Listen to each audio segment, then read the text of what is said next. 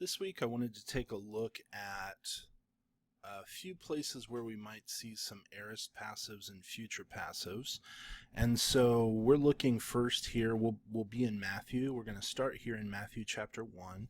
And if you're familiar with Matthew's gospel, it begins with this long genealogy going from Abraham to David to the exile and then finally to Jesus. And what's interesting here, you can actually see the way it's lined up. All throughout this, the word for, you might be used to, if you're used to older translations, the word begat. So what we've got here is Abraham begat Isaac, and Isaac begat Jacob, and Jacob begat Judah. So as we go through here, this agenison, all the way through agenison. So agenison is the aorist form of genao, which we've learned as to give birth to beget, that sort of a thing. You can see that we've got the aorist augment. We lengthen the contract alpha before the tense formative. And since it's third person singular rather than a sigma alpha formative, we just get the sigma with the epsilon nu here. But agenison is our aorist active form. And again, this occurs all throughout the genealogy. What you'll notice is when we get to verse 16 here, we have, and Jacob begat Joseph, the husband or the man of Mary. So Jacob begat Joseph, the husband of Mary, from whom, this is a feminine genitive relative pronoun, from whom was born Jesus, the one called Christ.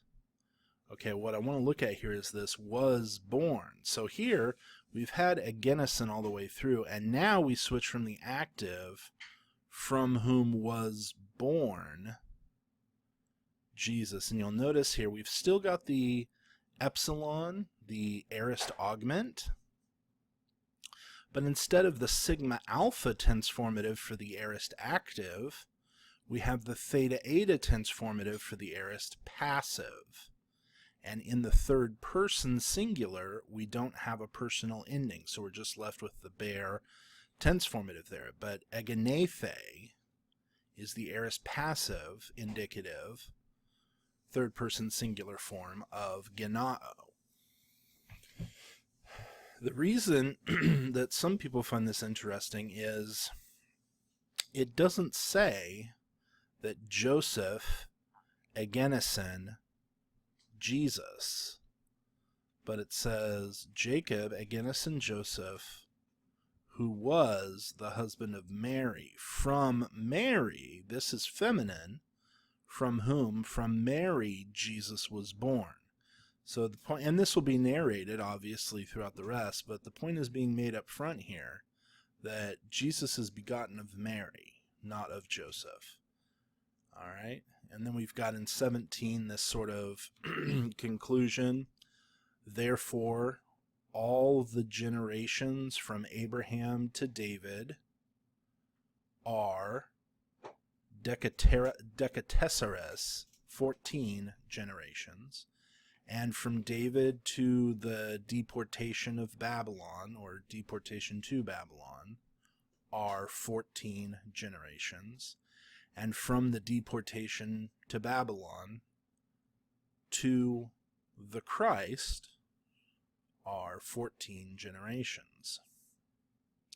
Then as we go in here to verse 18, and of Jesus Christ, the beginning, if you transliterate this, this is literally the Genesis, the beginning, the birth, and of Jesus Christ, the birth was thus. So this is how the birth was in this way. This is how the birth of Jesus came about. All right, so here mnestutheses.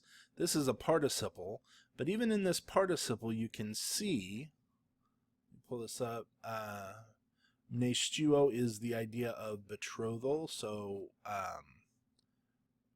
betrothed. But I want you to see here this theta epsilon. It's not a theta eta, but a theta epsilon here. This is an aorist passive tense formative for a participle. So you can see that when we get to participles, it's related to the aorist passive tense formative for the indicative. It's just instead of theta eta, it's theta epsilon. But anyways, having been betrothed, when his mother Mary was betrothed to Joseph, preen, this is before they came together. Here we go. We've got heurisco. Heurisco is I find or I discover. All right. So here we've got an aorist root which is different. So we've got a second aorist here. The aorist root is different from the present tense root. Well, I shouldn't say root, but the stem is different. Risk.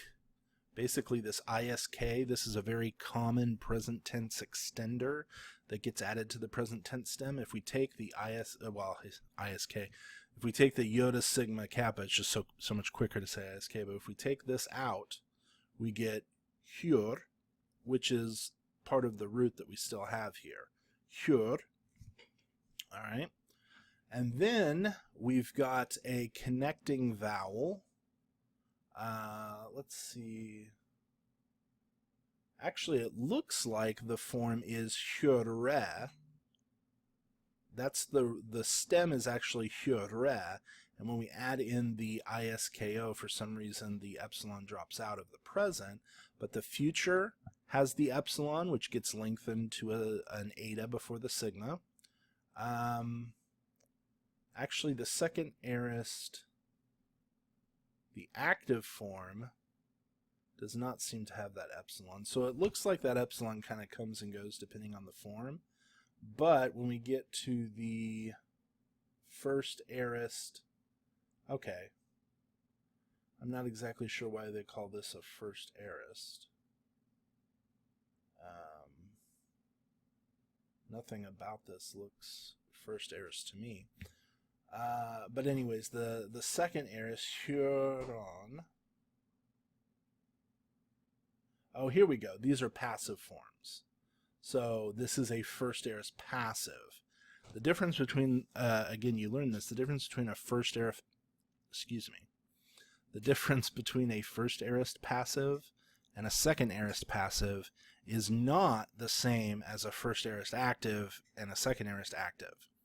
The difference between the first and second aorist in the active voice is that first aorists are built on the present tense stem, or at least the tense stem of the aorist is mostly the same as the present tense. However, whereas second aorists in the active are a different stem. When you get into the passive, the difference between a first and second aorist is based more on what the tense formative is. So here you can see it's first aorist passive because it has the theta eta. If it were second aorist passive, it would just be the eta. All right, so that's why this says first aorist over here.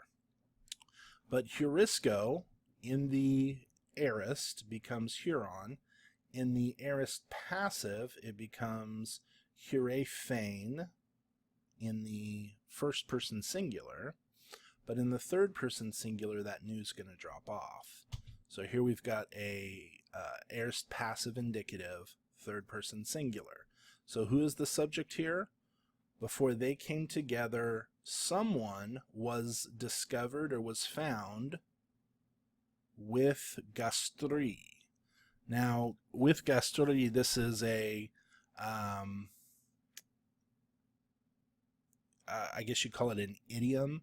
But with gastri, in gastri, was found, it basically means she was pregnant, but she was found to be with the womb, something like that. So what we've got here is we have to go all the way back here for our antecedent. So Mary, Mary, his mother, being betrothed to Joseph before they even came together. And if you're wondering why is autus here, like come together them, when you have an infinitive, which is the form that we have here, we'll learn about infinitives later. If you want to kind of name the subject of that infinitive action, you're going to use the accusative case, interestingly enough. Now, we kind of do this a little bit in English. If I were to say something like,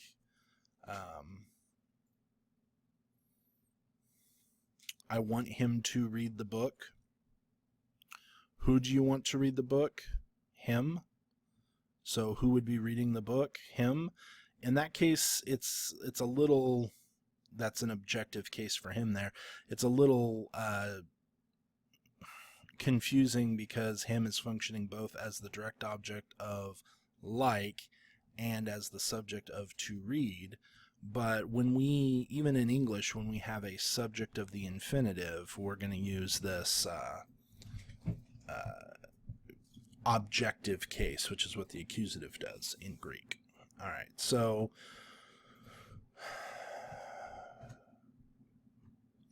having been betrothed,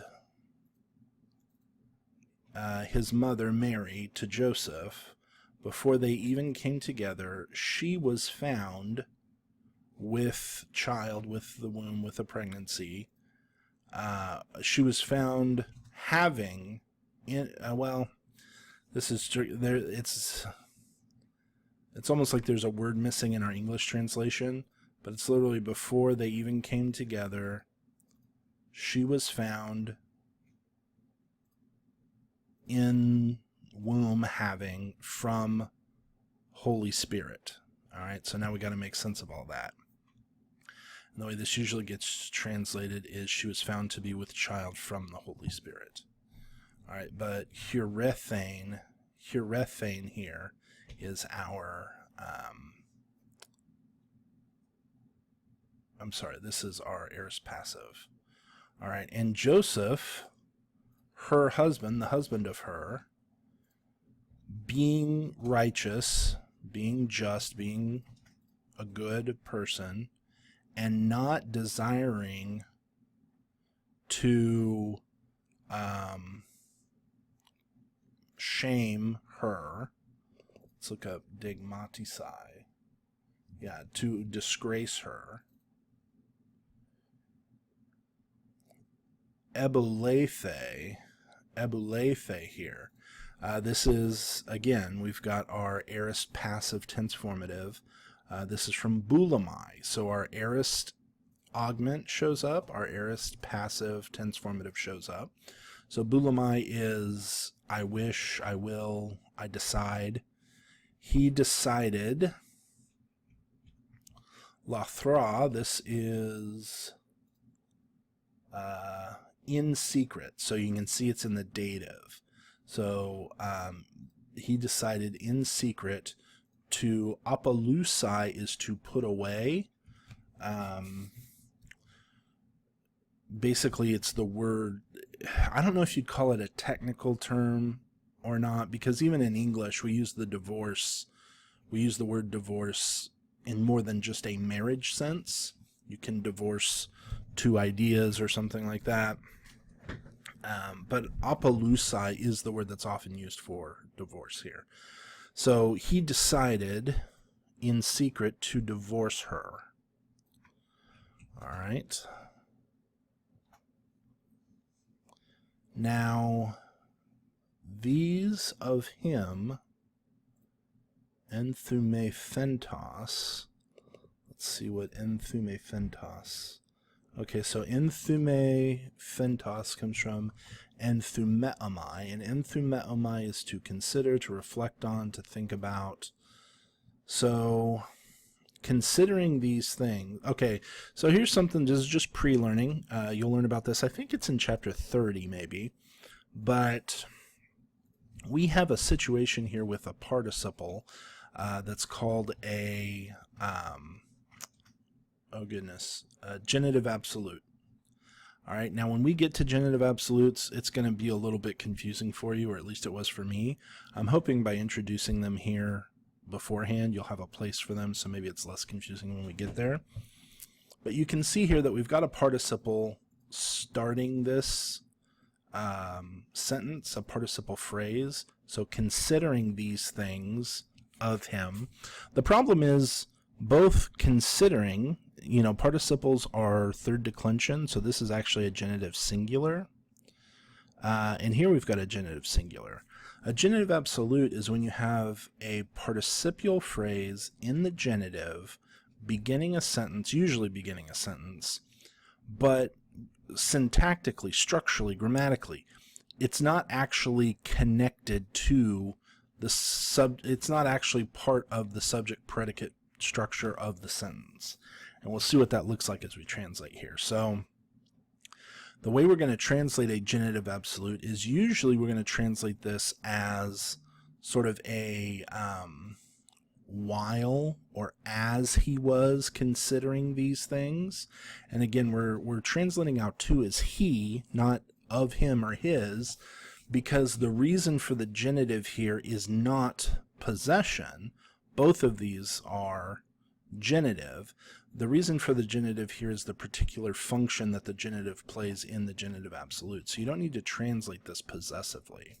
You would just translate this, especially if we are kind of translating this as an actual subject predicate here, a verb.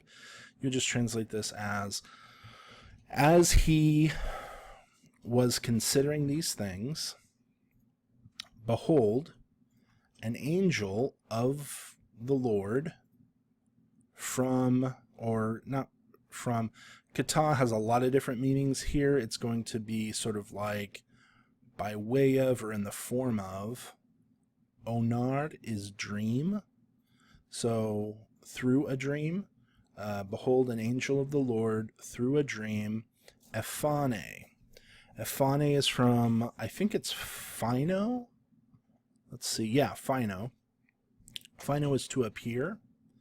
All right, but you'll notice that we don't have that iota in here. This is another thing you'll pick up on. A lot of times present tenses have an iota added in. Sometimes they have a nu added in. Here the nu is part of the aorist stem as well. But that iota sigma kappa that we saw before, these are all present tense extenders. All right, so, and these present tense extenders are just one more reason why it may be helpful to think of the aorist tense as the default tense in Greek. So when you run into an aorist, you don't so much ask, well, why did he choose aorist here? Aorist is sort of the default tense in Greek. You should be asking, why did he choose the present here when you run into a present or something like that? Or why did he choose the perfect or the future? That sort of a thing. So it is helpful to think of the aorist as the default base tense, and then the present tense often has extenders that sort of add flavor to the present tense, you might say. And so sometimes you can think of the present tense as maybe a more vivid tense than the aorist. All right, so here in the aorist stem, we have fawn, so we've dropped our iota present tense extender. So we have a second aorist here. It's a different stem. And then we've got our aorist augment. And here we've got our, let's see. This is an interesting one. Because in the aorist, you don't get an active form for phino. If we come over here, this first entry in BDAG is going to give you the various forms that this word will appear in. So future, apparently in the future, we usually only see third person plural, phanusin. So you can see even in the future we lose that iota. The first aorist is ephana, which is weird because that is not. The reason why they call it first aorist is because of the alpha there. Part of the sigma alpha tense formative that you see in the aorist. However, this is a second aorist, so can this really have a first aorist and a second aorist? This just goes to show you that spelling is not codified in the ancient world. It's not standardized, so there can be differences in spelling here. But we've got ephana, we've got phane. This is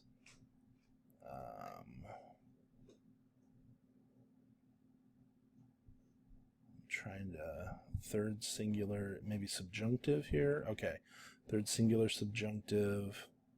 We've got a second perfect, aorist subjunctive. Okay, so here, then we get into the passive. So in the imperfect, it appears as a passive. In the second future, apparently that's different from the first future up here, but it can also be used as a passive, a second future. All right, so here's where we get to our form, ephanein. Okay, and remember, in the aorist, we've got our secondary ending. So the personal ending for first singular is going to be the nu, and then when we go to second singular, it's going to be a sigma, and then finally when we get to third singular in the second aorist, we're going to have no ending. And so it just looks like phane is our stem here in the aorist, at least in the second aorist. This eta is not part of an ending other than the tense formative, okay? So this is a second aorist passive. So it's not just a second, it's not a second aorist in the active form. In the active form, apparently, we see first aorists. But when we get into the passive aorist, that's when we see a second aorist. If this is confusing you, like, well, how do I know when it's going to be what? You're not having to compose Greek, okay? You won't have to decide whether to make something first aorist or second aorist or anything like that. You just need to be able to recognize the forms when you see them. And so here what we see is we see phon, which is our aorist tense stem. We've got an augment on the front, and we've got our second aorist passive tense formative. It's not theta eta, it's just eta. All right, so here we've got appeared. Now we translate appeared as sort of an active, but this would actually be like was made to appear, is basically the idea here. With that passiveness. So it's the same thing as it appeared, but Greek just uses a passive.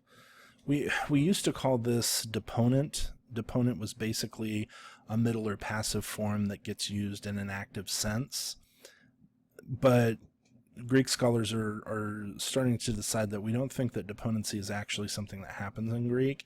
There's actually a different reason why this would be passive, and we haven't figured all those out yet, but either way, it is important to recognize that this is a passive form, passive spelling. All right, so he appeared to him saying, Joseph, son of David, do not be afraid. So here we've got me phobothes. Now, the reason why we've got this form is because we're in the subjunctive. So let's not worry too much about that because I don't want to get you confused. This is not indicative.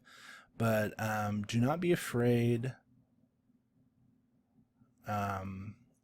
Take Mary, your wife.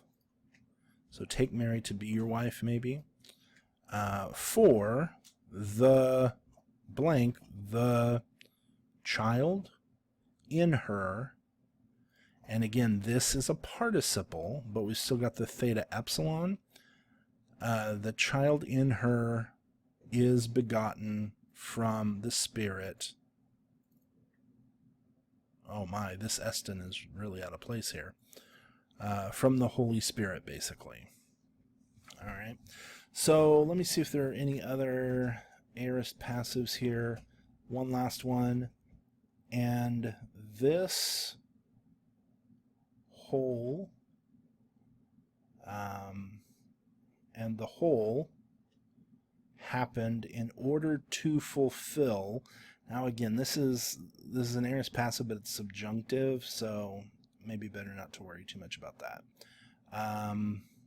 We'll go ahead and stop there for the aorist passive. But I just wanted to point out kind of how the aorist passive works its way into these passages. We'll do another video on the future passive, and for that we'll be looking at Matthew chapter 5.